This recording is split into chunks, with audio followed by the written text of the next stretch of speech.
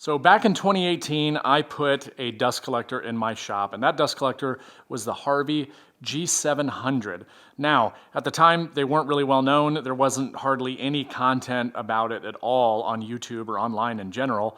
And since then, the thing has just exploded. And so many people, so many of you watching this have actually purchased that machine, or tons of people online that you watch on a regular basis all have the Harvey G700 in their shop. This is my new Oneida V3000. Now, I'll talk about what I paid for it and everything here in just a moment. But first, you'll notice that it's still kind of in the same corner. Previously, I had my G700 down here, and I also had a work surface that went across the top, if you remember in some of my older videos. So why did I go about getting rid of it? So really it boils down to one major thing. It wasn't the dust collector itself, and I'm going to talk about those. Really what it is that I want to kind of rebuild this whole area on this back wall. And that previous dust collector stuck out to about here. But what I'm hoping to do is build an entire new bank of lower cabinets that has a bunch of drawers. And I actually wanted to come over to about right here. So because of that, I wasn't going to be able to leave the Harvey in the place that it was. I would have had to move it. And that's going to bring me to some of the things that I didn't like about that machine. Now, before I get into those things that I didn't like, I do want to make it very clear. I used that machine since June of 2020. So it's been about 4.5 years basically at this point. It was a great machine, and I really don't have many complaints about it, but there were some things that led me to go another route. So the first thing is really the inlet location. So on the Harvey G700, the inlet is in the bottom right-hand corner. Now that doesn't really matter all that much, right? Like, it's obviously a very different dust collector, seeing as the fact that it's not something that's taller than me. It actually only comes up to about my waist. This one is obviously much different. However, because of where the inlet is, you got to get the dust collection from the bottom right-hand corner of the machine up into wherever you need to get it. Well, that was perfect when I had it in this corner because I was able to run the pipe directly up the wall and move it down. However, it's only because I had it in that corner that I was able to do that. So if I would have turned it to place it right here, not only would I have to worry about the machine sticking out, but I would also have to have the pipe that comes out, and that basically blocks this entire portion of my shop, and to me that just was not a possibility. There was no way. Now, could I have moved it to another space in my shop and taken advantage of it? So let's go to this side of the shop because I'll show you the only other place that I really could have put it. And that would have been right back here in this corner. It would have given me the ability to run that pipe directly up. I already have power over here for it. However, that outlet is what I use for the jointer planer. So now I would have two machines running on the same circuit, which I don't want. So that was an issue. I could have always put more power, but why do that? So I could have put it right here in the corner, run it up the wall, but that would have required me to rearrange my entire ductwork layout. And that is something that I absolutely did not want to do. Not that it's difficult to do with the NORDFAB that I have. However, it just doesn't make a lot of sense. Like, why go to all of that trouble and rearrange everything if I don't need to? So now let's get into the second reason, and that has to do with the filter cleanout. So again, it was sitting right here in this corner. On the right-hand side, on the very bottom, is the two ports that you do to clean out the filters, right? They've got paddles on them. You hit the paddles, or you turn the paddles, it drops the dust down. You have to hook up the hose of the machine to each one of those, turn the paddles, knock all that dust out, and suck everything out, but you have to do it for both, okay? Dust collector was great, but that specific thing, not only does it require more space to the right-hand side, right? I see a lot of people do this. They cram this thing into the tiny little space that they have, and then they have to clean out the filters. So now it's a pain in the butt because they got to pull this thing out. They got to clean the filters. That, to me, after having it for over 4 years and having to deal with that, that became the thing that I knew I would not miss at all. And it was because if it's not easy to do, you're probably not going to do it as much. And that happened to me. Matter of fact, in my previous shop, I let the machine go too full. For some reason or another, the indicator light did not come on. Machine eventually just had like zero suction. Well, it was because The filters, which I failed to clean, again, this is no fault of the machine, this is totally me, but it's because I knew what it took to do it, so I was just like, oh, I can get by a little bit longer. Ended up stuffing the filters full of dust to where I couldn't even turn the paddles. I finally got the paddles to move. I broke one of the paddles, ended up having to get replacement filters from Harvey, and then I actually went through the entire process of changing out the filters, which I did do a YouTube video on changing out the filters. And you can see in that video, it's a long, complicated process. And I will say the benefit to that was I never did it again because to me, that was way worse than just spending a little bit of time making sure that the filters stayed clean. And since then, they were absolutely flawless, never had a problem. One other thing that I did do is I did put a dual clean out, which basically had 2 hoses for the 2 ports, and they led to a blast gate, and then I was able to clean out both filters at the same time. Did a YouTube video on that, ended up actually unlisting the video because I myself started to experience problems with air basically leaking from that, because that machine is actually pushing air through all the time. And I started to notice, I would look down at the port and I would see all this fine dust. And I'm like, okay, well, this is clearly throwing fine dust back out to my shop. So I actually ended up ditching that entire system and going back to the original way prior to selling it earlier this year. And finally, I want to talk about the last reason why I decided to go with something different. And that's because I'm on YouTube, right? And I make videos talking about my experiences with different things because a lot of you guys are looking for that information. So I invest my money in those things in order to be able to make videos.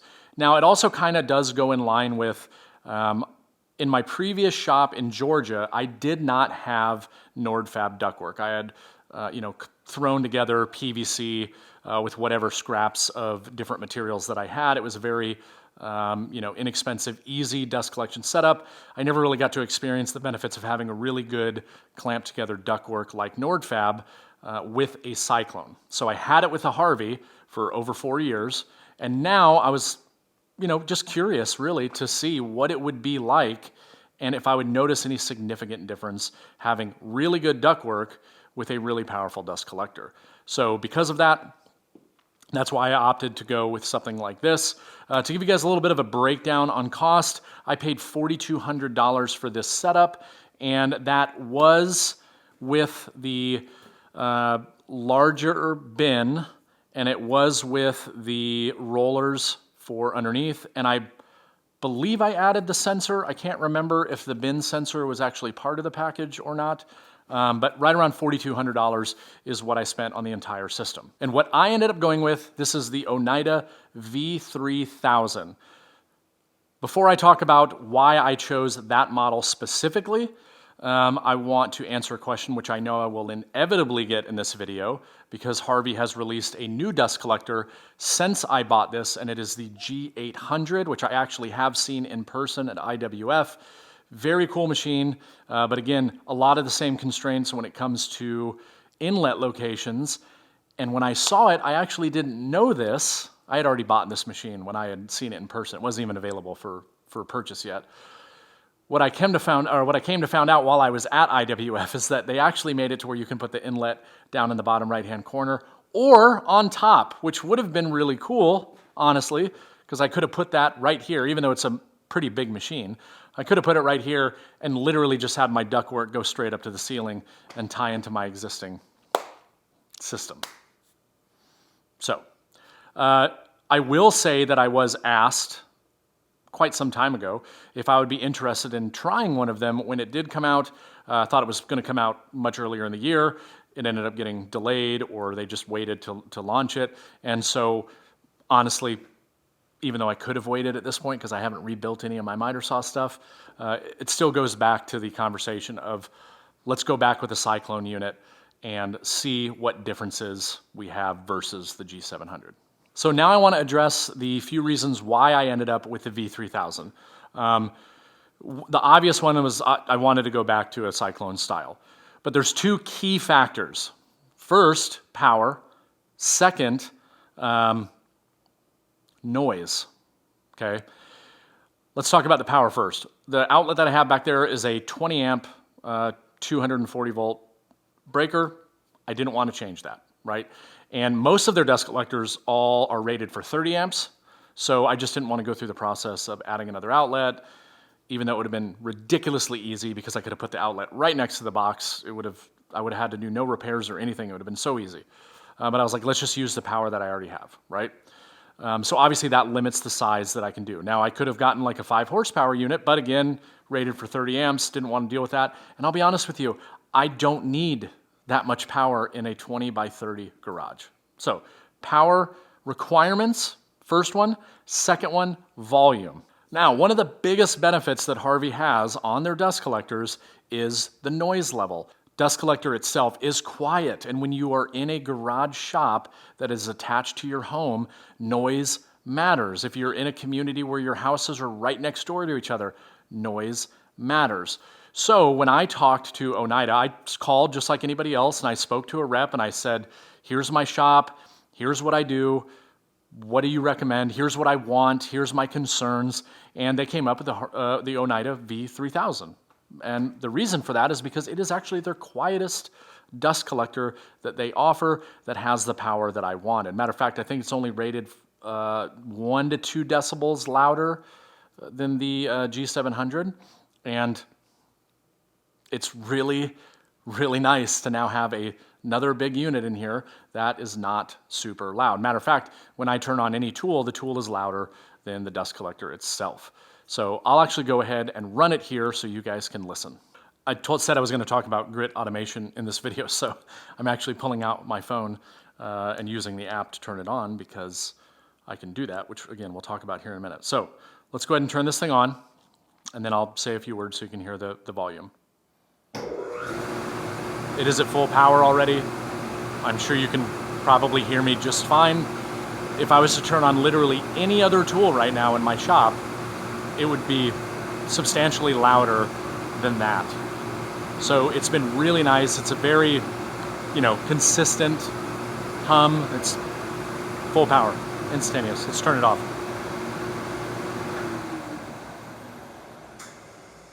So, now you can kind of see the difference. I would do the little sound test, but I deleted that app that I had because I was like, I'm never going to need that again. Of course, it would have been really nice to use it in this video, but we're not going to. You'll just have to take my word for it. So since I was talking about that, let's get kind of into one of the things that I absolutely missed about having a dust collector other than the Harvey. So the Harvey has a ramp-up speed that's automatically built into it because of the VFD. It has to do with motor stress and all of these different things, right? They have, certain parameters that they put. I actually reprogrammed mine. And I want to say that it comes from the factory with it's somewhere in between 15 to 20 seconds. It may be one of those. But the ramp-up time takes a good amount of time to do it. Now, the way that I always got over on that was I just carried my remote around. It was always on my apron or it's on my pouch, and I would just hit it. I'm going to the table saw. I'd press the button. I'd walk up to the table saw. By the time I got there and got ready to make my cut, I was at full power. However, I wanted to automate my blast gates. And if I'm automating my blast gates, the turning on of the tool is what would trigger the dust collector to turn on. So what that meant was, when I push the button to turn it on, I'm already standing at the machine. So then it would basically turn into this thing where I'm like standing there waiting purposely and for it to get to full power. Otherwise, I'm just starting to make the cuts and I'm not getting, good suction on the dust collection for my first couple cuts. And then it's like, why even have this stuff to begin with, right? So I ended up reprogramming it. And I reprogrammed it to a ramp-up time of like 8 seconds. Made a massive difference. It was awesome. I had one of the older models with the older VFD, so it was very easy to do. It can be done on the newer model as well. I don't know how to do it on the newer model, but having a machine that the minute I turn on a tool, it turns the dust collector on is absolutely phenomenal. It's great. Matter of fact, I'm going to show you. First, I got to make sure that my system is unlocked.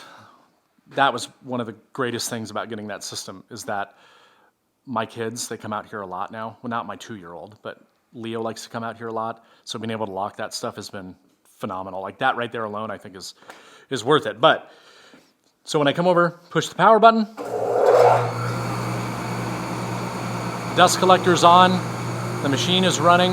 You can probably hear the joiner planer over the dust collector. I don't know because I'm not listening to this right now, but that's just going to be my assumption. But immediately, it's on. Now I want to say that I have this set up on a 3-second delay, so it just shut off, right? Turn the machine off, 3-second delay, it shuts off. That's been really nice. Like, it was really nice when I decreased the ramp up time for the Harvey, because then it kind of made sense. But now it's like you just push a button, everything comes on like it should, and it sucks really good. It sucks really, really good. I don't know why I said it that way. That's weird.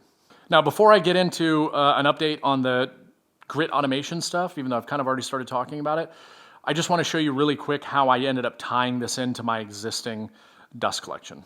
So this is not the optimal solution, and I actually told myself that I was going to do it like this temporarily until I could figure out exactly which pieces I needed to get, and then I was going to fix it. It's like 4 months later, and it still looks like this. Why? Because it's been working really well, so I don't care, right? It's my shop, again, mine. But basically what I did is I just got a new adapter that attached to the machine. I had to crimp the edges, slide it in, wrap it with this aluminum ducting tape. That's been great. And then I just took some of the pieces that I already had and basically kind of tilted this thing up at not so harsh of an angle, just to kind of get above this cabinet, which I installed, and I really didn't want to move it, so I just left it where it was.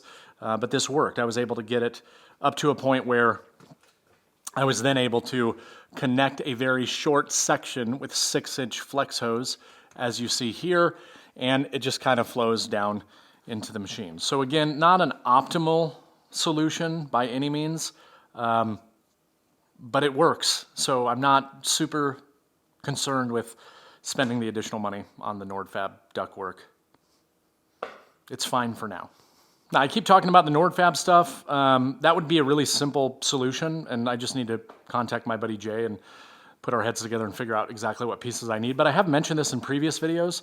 My buddy Jay Kravets, just a good friend of mine, he actually does like layouts for people like me and probably you watching the shop that have smaller spaces that don't need tons of ductwork.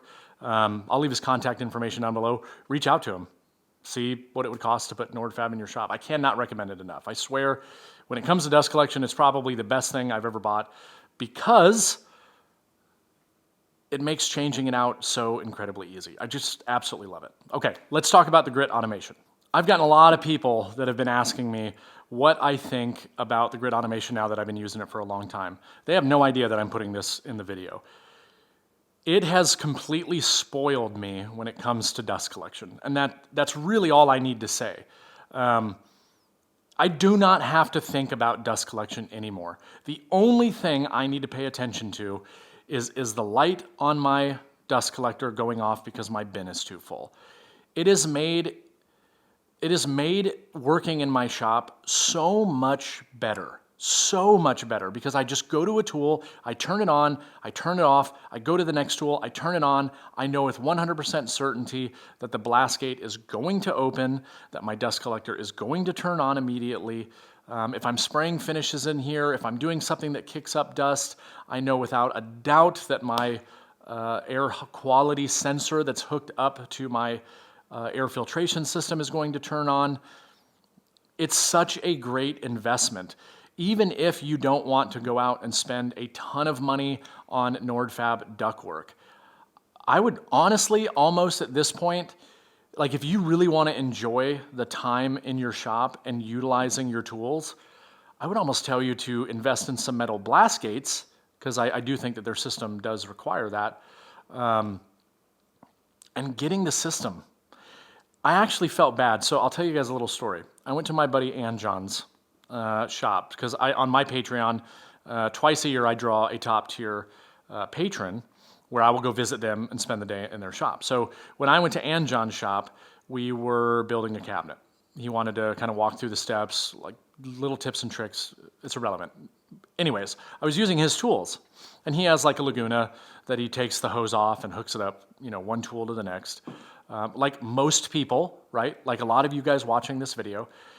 And I actually felt bad because when I would go to turn on his table saw, I wasn't even thinking about it. I've gotten so spoiled in the fact that it just all works, right? there's no thought. It just works. You turn on a tool, it collects dust. But that's what I mean by it spoiled me in a sense. And you know, when you go from being able to just go from one thing to another without thinking about it anymore, it does make situations like that a little bit. And I felt terrible. And I kept telling him, dude, I am so sorry. I'm so sorry that I keep turning on your tools and spraying dust all over your shop. But that's honestly the simplest way for me to describe what it has done for me in my shop. It is a fantastic system. You can already see other people within social media starting to post about it. They're putting it in their shop. I've always wanted an automation system for my dust collection. This just fit the bill perfectly because I don't need a ton of extra outlets to plug this stuff in like you do with the IVAC system. Matter of fact, if you have the IVAC system, they actually have retrofit kits that you can get and utilize your IVAC stuff on their system, which is genius. So you don't have to buy an entire new setup. Grid automation, awesome system. The fact that I can lock the tools, amazing. The fact that I have air quality sensor that turns on the fan that I would never turn on my own in the first place because I misplaced the remote. Just a great system. Even better company. Like just the nicest people ever. I was actually fortunate enough to go hang out with them in the booth at IWF this year, and it was just great. So anyways, that's the update on my dust collection system. Goodbye, Harvey. Hello, Onida. And the grid automation is amazing. So that's to answer everybody that has been asking in the videos, hey, I see that you got a new dust collector in the background. Are you planning on doing a video? Well, this was your video. Thanks.